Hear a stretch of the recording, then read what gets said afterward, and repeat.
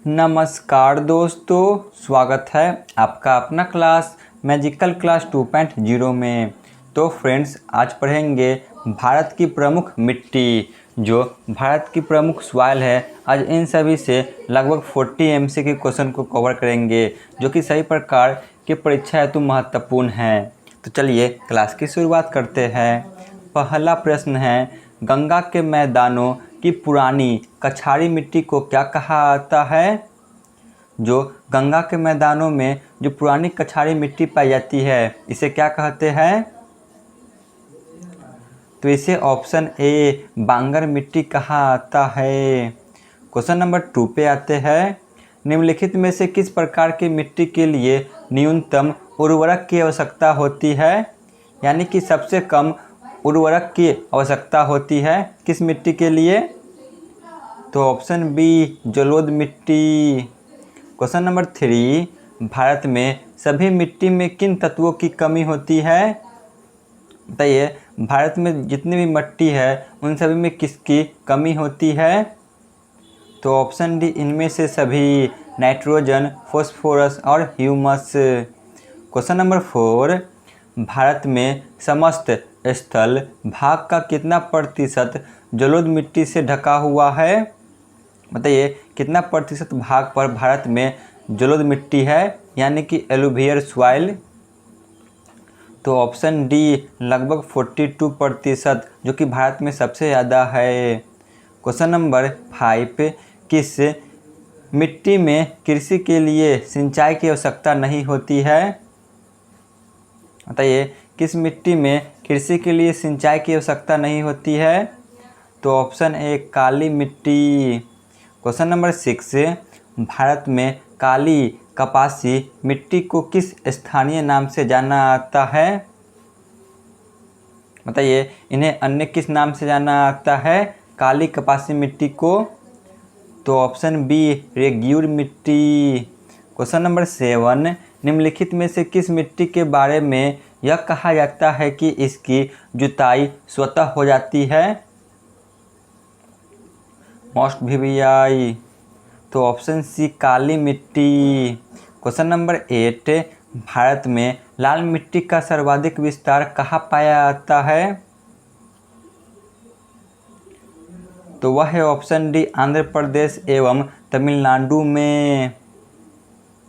Question number 9, प्रायद्वीपीय भारत में क्षेत्रीय मृदा के निम्न प्रकारों में से कौन सा है? बताइए, क्या होगा प्रायद्वीपीय भारत में?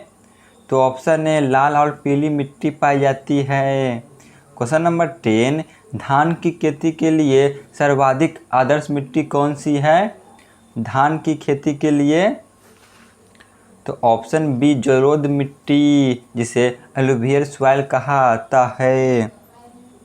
क्वेश्चन नंबर 11, निम्नलिखित में से किस राज्य में लेटराइट मिट्टी पाई जाती है? लेटराइट मिट्टी सबसे ज़्यादा कहाँ पाई जाती है? तो ऑप्शन सी केरल में। क्वेश्चन नंबर 12, मृदा अपरदन कैसे रोका जा सकता है? मृदा अपरदन कैसे रोका जा सकता है? तो ऑप्शन डी वन रोपण द्वारा। क्वेश्चन नंबर 13, रेग्यूर मिट्टी का दूसरा नाम क्या है? रेग्यूर मिट्टी का दूसरा नाम क्या है? तो ऑप्शन ए काली मिट्टी। क्वेश्चन नंबर 14, रेग्यूर मिट्टी सबसे ज़्यादा कहाँ पाया जाता है? रेग्यूर मिट्टी सबसे ज़्यादा कहाँ पाया जाता है? तो ऑप्शन बी महाराष्ट्र में।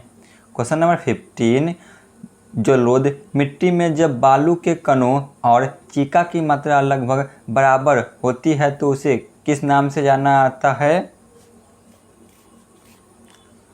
तो इसे ऑप्शन सी दोमट मिट्टी के नाम से जाना जाता है। क्वेश्चन नंबर 16, लवणीय मिट्टी का विस्तार भारत में किस क्षेत्र में है? लवणीय मिट्टी का विस्तार? तो ऑप्शन डी गुजरात के कच्छ के रण में। क्वेश्चन नंबर 17, निम्न में से कौन सी मिट्टी प्रायद्वीपीय भारत में अधिकतम क्षेत्र पर विस्तृत है? तो ऑप्शन ए काली मिट्टी। क्वेश्चन नंबर 18, लावा के प्रवाह से किस मिट्टी का निर्माण होता है? लावा के प्रवाह से काली मिट्टी का निर्माण होता है। क्वेश्चन नंबर 19, क्षेत्रीय विस्तार और कृषि के महत्व की दृष्टि से भारतीय मिट्टी के कितने प्रमुख वर्ग हैं? बताइए, महत्वपूर्ण कितने वर्गों में बांटा गया है मिट्टी को भारत में? तो ऑप्शन सी 4 वर्गों में बांटा गया है। क्वेश्चन नंबर 20, भारतीय कृषि अनुसंधान परिषद के अनुसार भारत में कितने प्रकार की मिट्टी पाई जाती है? भारतीय कृषि अनुसंधान परिषद के अनुसार भारत में 8 प्रकार की मिट्टी पाई जाती है। क्वेश्चन नंबर 21, भारत की सर्वाधिक महत्वपूर्ण मिट्टी कौन सी है? तो वह है ऑप्शन ए जलोढ़ मिट्टी। क्वेश्चन नंबर 22, भारत के सर्वाधिक क्षेत्र पर किस प्रकार की मिट्टी का विस्तार पाया जाता है? तो वह है ऑप्शन बी जलोढ़ मिट्टी, लगभग 40%।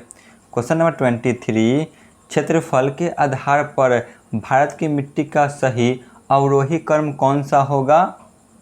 बताइए, अवरोही क्रम कौन सा होगा? तो वह होगा ऑप्शन सी, सबसे ज़्यादा जलोढ़ मिट्टी, फिर लाल मिट्टी, फिर काली मिट्टी और सबसे कम लेटेराइट मिट्टी। क्वेश्चन नंबर 24, भारत में निम्नलिखित में से कौन मृदा समूह लोहे के अतिरेक होने के कारण अनुवरण होता जा रहा है? तो वह है ऑप्शन डी लेटेराइट मिट्टी। क्वेश्चन नंबर 25, निम्नलिखित में से कौन सी मिट्टी सूख जाने पर ईंट की तरह कठोर एवं गीली होने पर दही की तरह लिपलिपी हो जाती है? मोस्ट वीवीआई न जाने कितना बार पूछा गया है। तो ऑप्शन ए लेटेराइट मिट्टी। क्वेश्चन नंबर 26, पर्वतीय मिट्टी में निम्न में से किसकी खेती की जाती है? पर्वतीय मिट्टी में तो यहाँ पर इनमें से सभी खेती की जाती है, चाय, सेब और काजू। क्वेश्चन नंबर 27, निम्नलिखित में से कौन सा कथन असत्य है? बताइए, इनमें से कौन सा कथन है जो गलत है? तो ऑप्शन सी लेटेराइट मिट्टी में सिलिका की अधिकता होती है, यह कथन जो कि गलत है। क्वेश्चन नंबर 28 पे आते हैं, रेग्यूर मृदा किसकी कृषि के लिए सर्वाधिक उपयुक्त होती है? रेग्यूर मृदा यानी कि काली मिट्टी, तो यह ऑप्शन डी कपास की खेती के लिए सर्वाधिक उपयुक्त होती है। क्वेश्चन नंबर 29, निम्नलिखित में से कौन सी मिट्टी जैव पदार्थों से भरपूर होता है? तो वह है ऑप्शन ए काली मिट्टी। क्वेश्चन नंबर 30, काली मिट्टी के संबंध में निम्न में से कौन सा कथन असत्य है? बताइए, इनमें से कौन सा कथन है जो कि काली मिट्टी के संबंध में असत्य है? तो ऑप्शन बी, इसकी जुताई अधिक करनी पड़ती है। ठीक है ना, यह कथन गलत है क्योंकि इसमें जुताई की जरूरत नहीं पड़ती है। क्वेश्चन नंबर 31, भारत में निम्नलिखित मृदाओं में से कौन सी बेसाल्ट लावा के अपक्षय के कारण निर्मित होती है? तो वह है ऑप्शन सी रेग्यूर मिट्टी यानी कि काली मिट्टी। क्वेश्चन नंबर 32, नवीन जलोढ़ मिट्टी को अन्य किस नाम से जाना जाता है? जो नया जलोढ़ मिट्टी होती है तो इसे खादर के नाम से जाना जाता है। क्वेश्चन नंबर 33, पुरानी जलोढ़ मिट्टी को अन्य किस नाम से जाना जाता है?